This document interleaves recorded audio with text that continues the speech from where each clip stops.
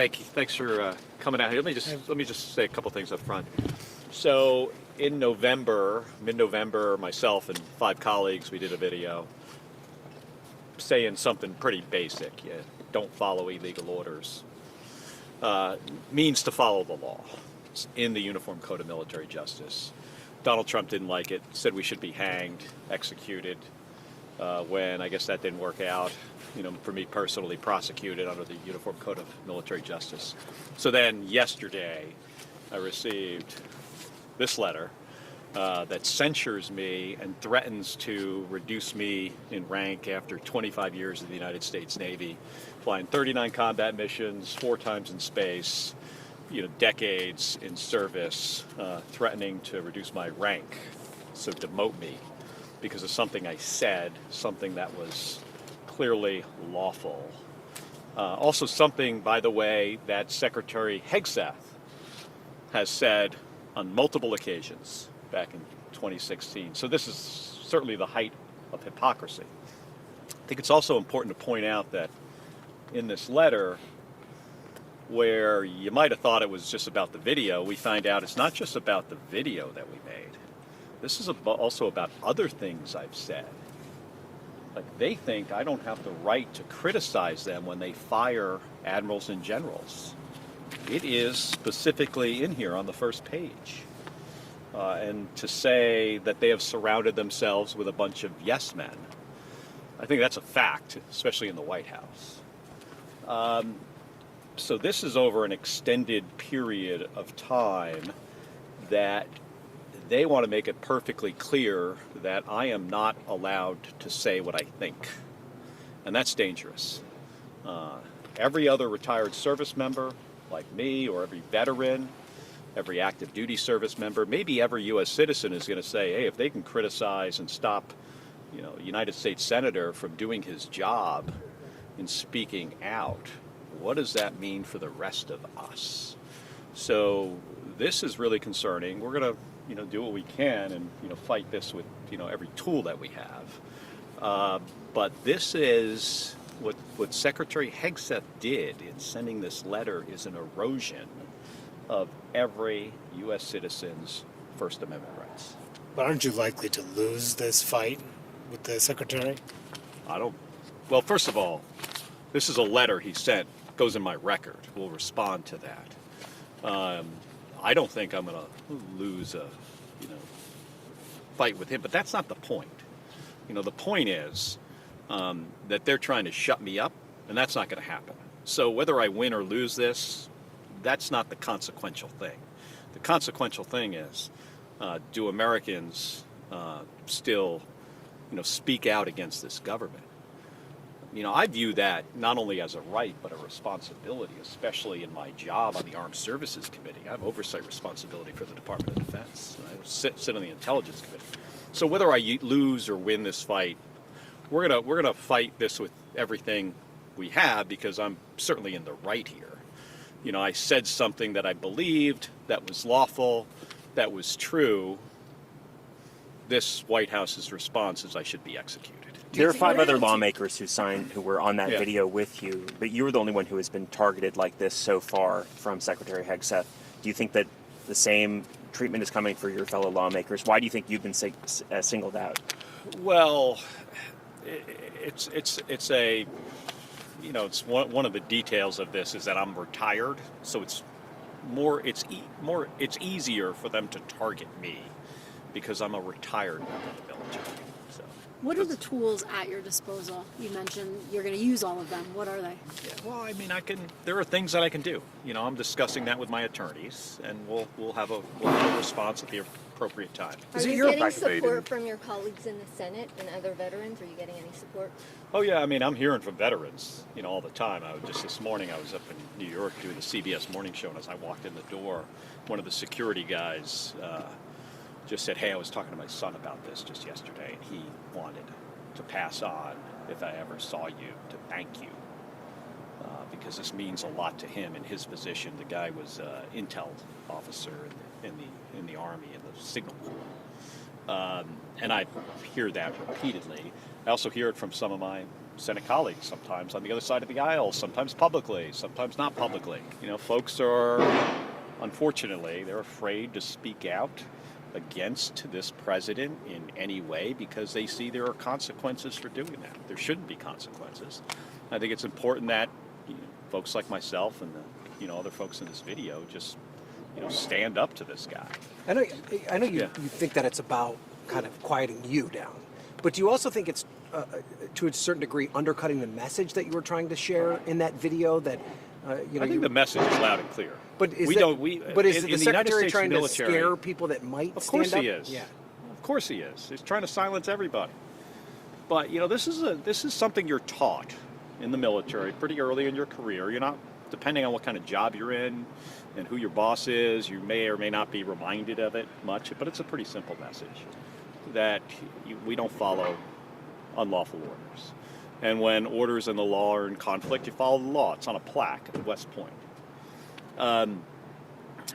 I think they're concerned about. He mentioned some stuff in here that actually in this letter that's not even true. You could go take a close look at it, and we'll have a response to it. But they're trying to stifle speech, not just from U.S. senators, but from the public as well. This president doesn't like people that disagrees with him. That's why you could see the difference in who these cabinet members are this time compared to his first term.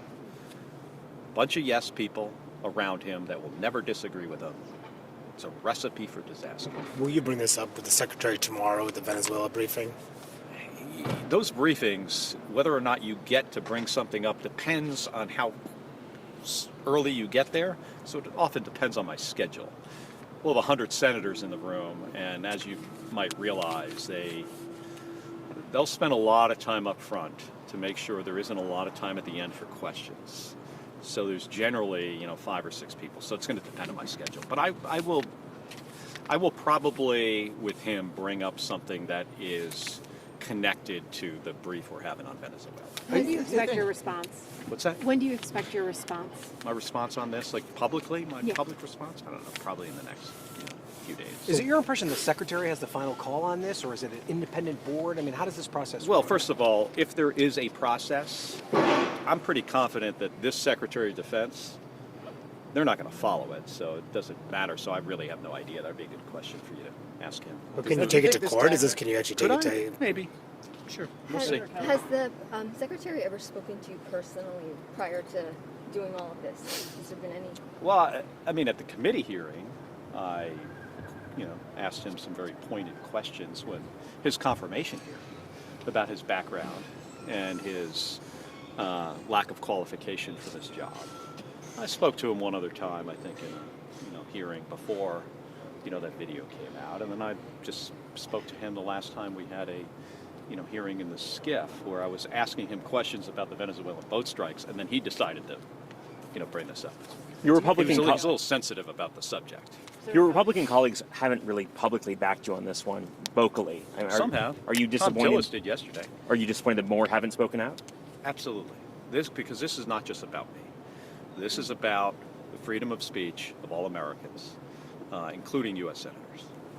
Senator Kelly, on kind of a different topic here, it's the anniversary of January 6th. Yes. The White House just put out a website blaming in part the Capitol Police for the escalation that happened that resulted in injuries to officers and the damage that happened to the building. Can you get your response? Yeah, Donald Trump should review the tape.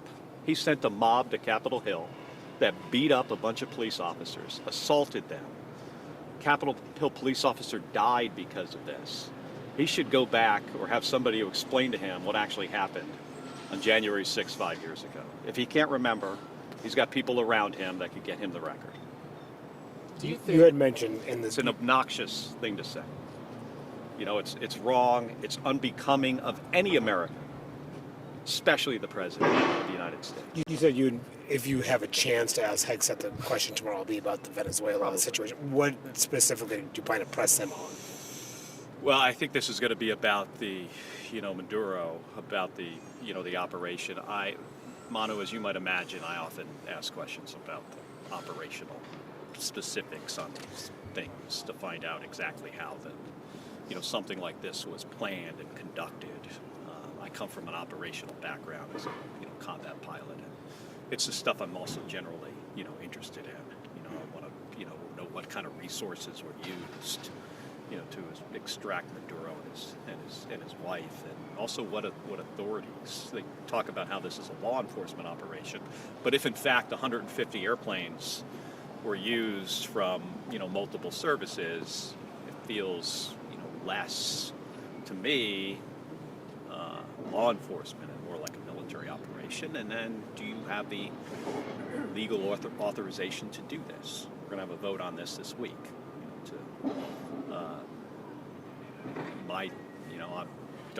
I don't think that we want to be bogged down in Venezuela. That's not in the best interest of the American people.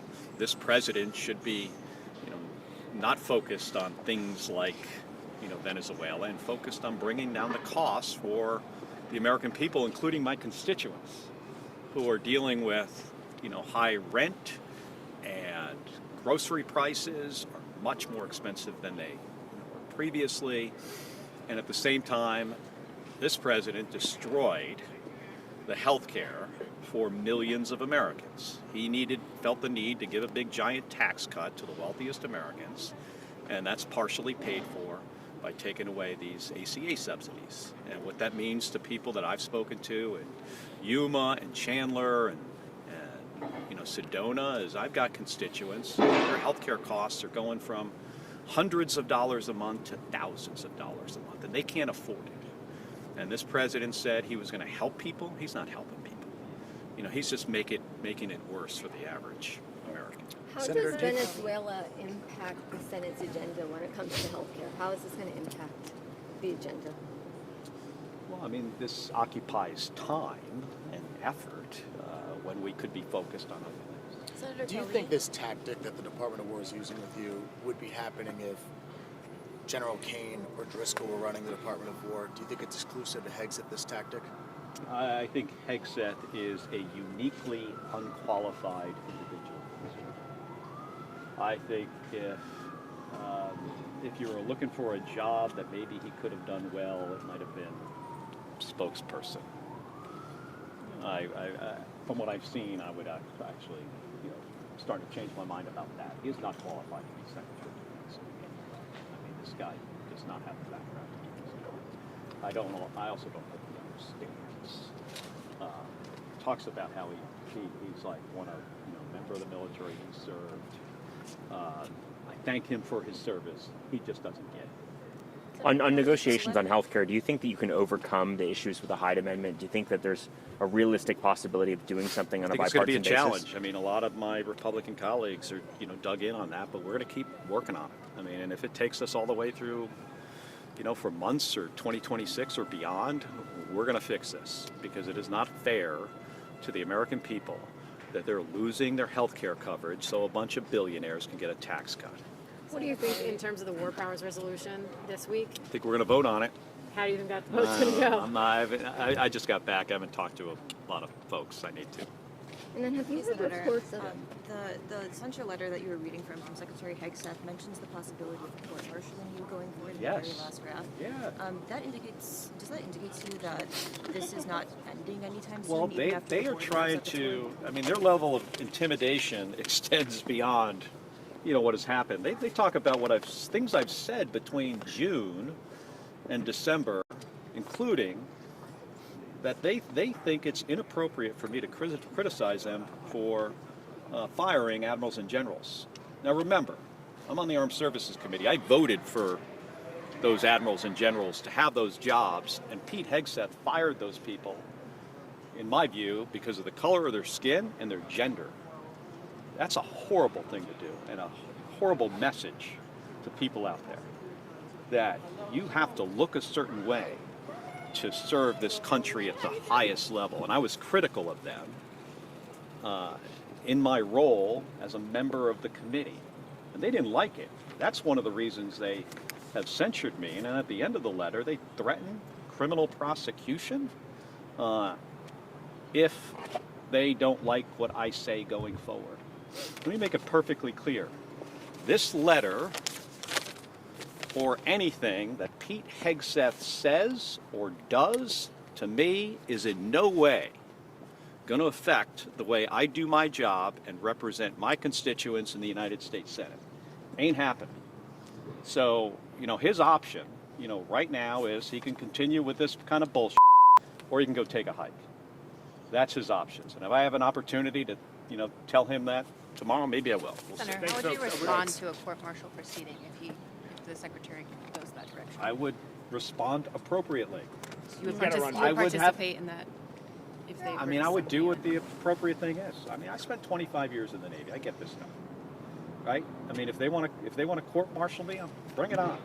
I'm not afraid of Pete Hegseth or the full force of the Department of Defense or the Department of Justice, for that matter, because I said something that was accurate, truthful, in the Uniform Code of Military Justice. They didn't like it. They need to get over themselves. All right. Thank you very much. Thank you, Senator.